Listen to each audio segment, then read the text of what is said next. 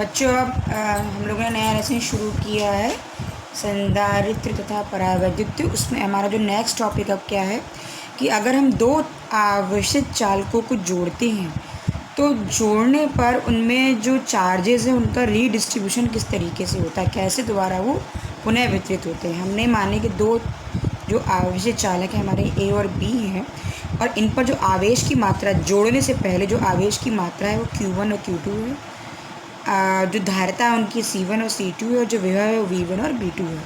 तो जोड़ने से पहले Q1 = C1 × V1 हो जाएगा और Q2 = C2 हो जाएगा, C2 V2 हो जाएगा।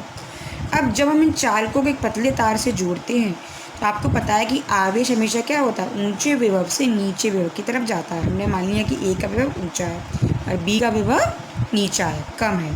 तो जो आवेश होगा वो हमारा ए से बी तक जाने लगेगा और तब तक जाएगा कि जब तक कि दोनों के विभव समान नहीं हो जाते। मतलब आवेशों में जो चालकों में जो आवेश का रीडिस्ट्रीब्यूशन होगा तब तक होगा जब तक दोनों के विभव कॉमन नहीं हो जाते, समान नहीं हो जाते। हमने मान लिया कि जोड़ने के बाद दोनों का जो कॉमन विभव है, दोनों पर जो समान विभव है वो V है ना। तो V का मान हम कैसे निकालेंगे, वो हो जाएगा हमारा कुल आवेश बटे कुल धारिता। ठीक, और कुल आवेश हमारा क्या है Q1 + Q2, धारिता क्या हो गई C1 + C2। यहाँ पर Q1 और Q2 की वैल्यूज आप रख लीजिए तो ये क्या हो जाएगा C1 V1 + C2 V2। ठीक है, अब इसके बाद हम लोग जो निकालेंगे वो है कि जब हमने चालकों को तार से जोड़ दिया तो जो आवेश की मात्रा उन पर आई वो क्या हुई। हमने माना कि जोड़ने के पश्चात जो ए वाला जो हमारा है उस पर आवेश की मात्रा A' हो गई और जो बी वाला चालक है उस पर हमारी आवेश की मात्रा जो हो गई वो इस पर Q1' हो गई और इस पर Q2' हो गई। जो ए चालक है उस पर आवेश की मात्रा Q1' हो गई जोड़ने के बाद, और जो बी हमारा चालक है उस पर आवेश की मात्रा Q2' हो गई जोड़ने के बाद। तो Q1' और Q2' का मान हमें निकालना है क्या होगा, है ना। अब देखो जब हमने इनको तार से जोड़ दिया तो दोनों के विभव समान हो गए। जब समान हो गए तो Q1' = C1 × V, धारिता V भी अलग है, और Q2' = C2 × V हो जाएगा। दोनों का रेशियो ले लो तो C1/C2।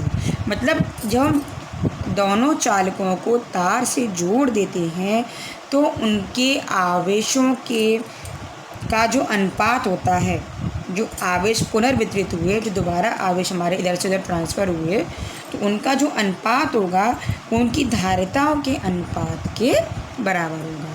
तो जब दो आवेशित चालकों को किसी चालक द्वारा जोड़ने पर उन पर पुनर्वितरित आवेशों का अनुपात उनकी धारिताओं के अनुपात के बराबर होता है। जिसकी धारिता जितनी ज़्यादा होगी उस पर आवेश उतना ही ज़्यादा होगा, जिसकी धारिता कम होगी आवेश उतना ही कम होगा। ठीक है, अब कितना आवेश हमारा ट्रांसफ़र हुआ, देखो नया आवेश हमारा Q1' है, जो ए चालक है इस पर नया आवेश Q1' है। इससे पहले जो आवेश था वो Q1 था, तो कितना ट्रांसफ़र किया उसने Q1 - Q1'। Q1 की value C1 V1 - C1 × V, C1 को कॉमन ले लो, V1 - V हो गया, यानी कि V1 - V की वैल्यू हमने पीछे निकाली थी। ये क्या आती है हमारी C1 V1 + C2 V2 C1 + C2। LCM ले लो, उसमें क्या आ जाएगा C1 + C2। ठीक है, V1 × C1 + C2 - C1 V1 + C2 V2 multiply करके खोल दो, ये कट जाएगा, इसमें C2 हमारा कॉमन आ गया। तो जो आवेश का जो अंतर है, कितनी हमारी मात्रा आवेश की ट्रांसफ़र है वो किसके बराबर हो गई, C1 C2 V1 - V2 C1 + C2, यानी कि इतना आवेश हमारा क्या होगा ट्रांसफ़र होगा। ठीक, अब जब आवेश ट्रांसफ़र होगा तो उनकी ऊर्जा में कमी नहीं होगी, है ना। ऊर्जा में कमी क्यों आएगी बच्चों, क्योंकि आवेश हमारा क्या हो रहा है ऊंचे विभव से नीचे विभव की ओर बहता है। तो जब आवेश हमारा हाई पोटेंशियल से लो पोटेंशियल की तरफ जाता है तो इसमें कुछ कार्य करना पड़ता है और इस कार्य के कारण क्या होता है पोटेंशियल एनर्जी में कमी आ जाती है।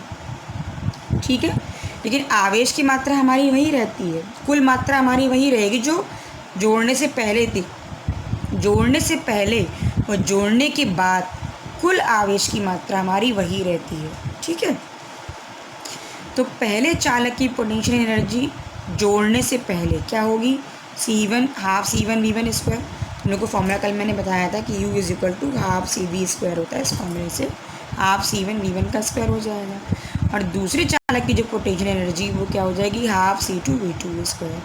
तो जोड़ने से पहले कुल पोटेंशियल एनर्जी हमारी ये हो गई, ठीक, जोड़ने से पहले है। अब जोड़ने के बाद क्या होगा, जोड़ने के बाद हमारी जो कुल धारता है वो हमारी C1 + C2 है और कॉमन पोटेंशियल हमारा V है।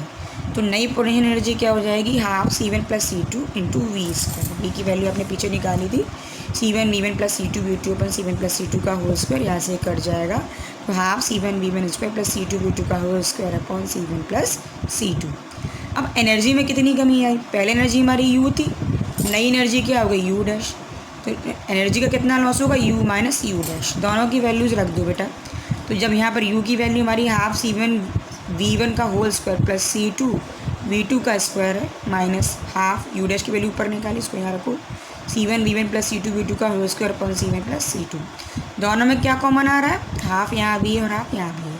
हाफ को बाहर निकाल लो और एलसीएम हमारा आ जाएगा C1 + C2। ठीक है।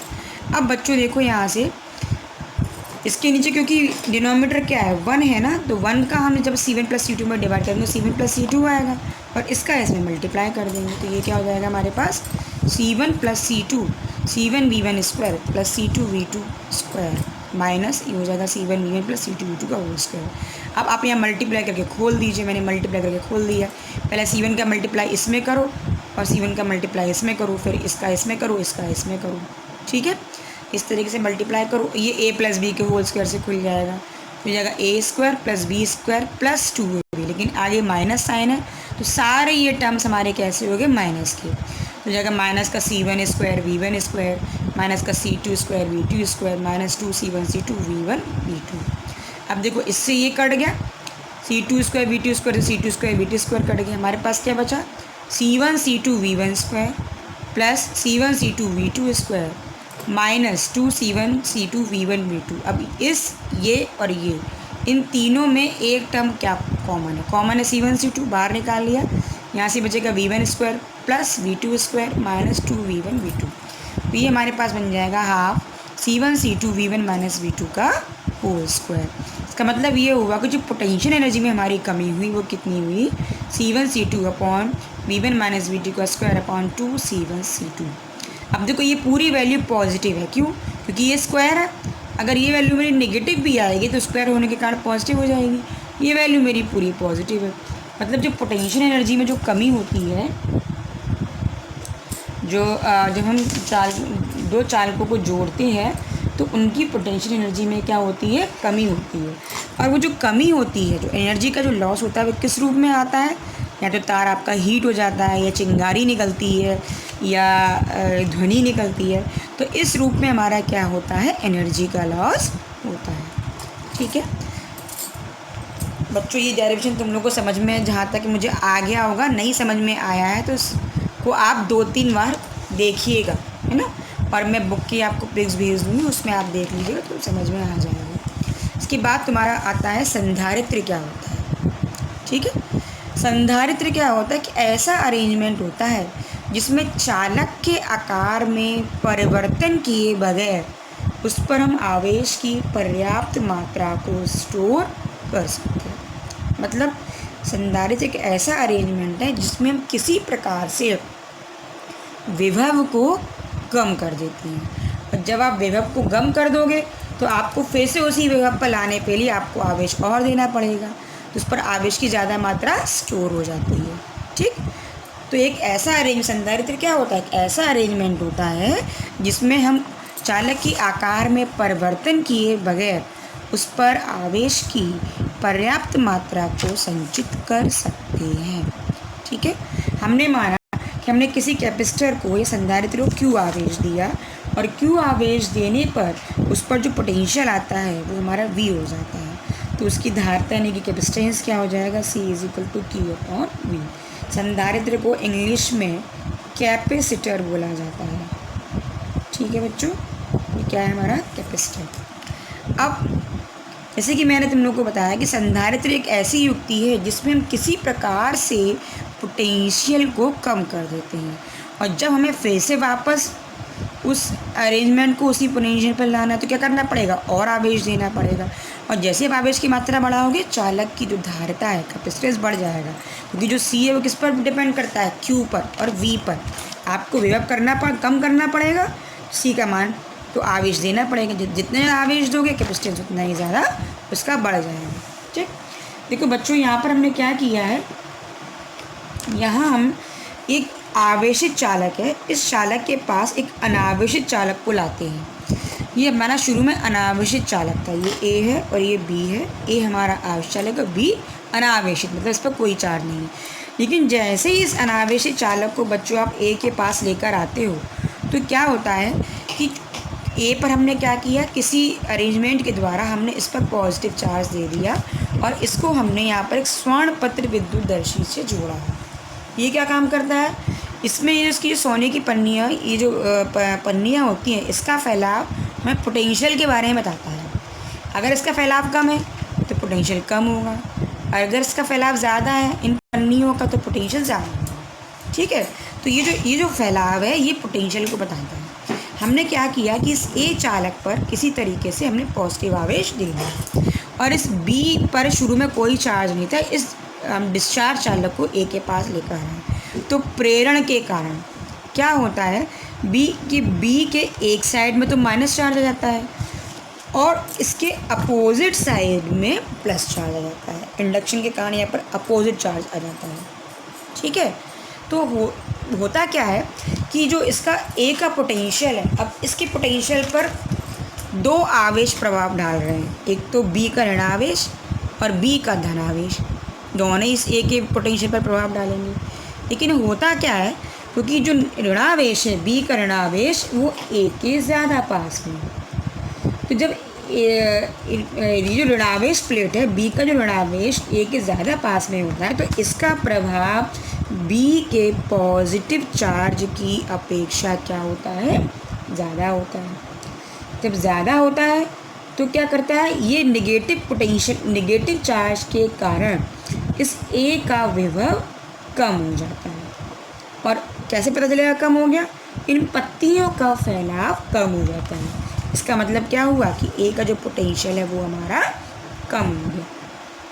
ठीक है, अब क्या किया हमने, ये दूसरा पिक्चर आप देख रहे हो बच्चों, इसमें हमने क्या किया कि जो बी चालक था हमारा, इस बी चालक को हमने ग्राउंडेड कर दिया, पृथ्वी से जोड़ दिया। तो जब पृथ्वी से जोड़ते हो तो क्या होता है, इससे इलेक्ट्रॉन निकल कर इस तरफ जो पॉजिटिव चार्ज था उसको वो न्यूट्रल कर देंगे, ऋणावेशित कर देंगे।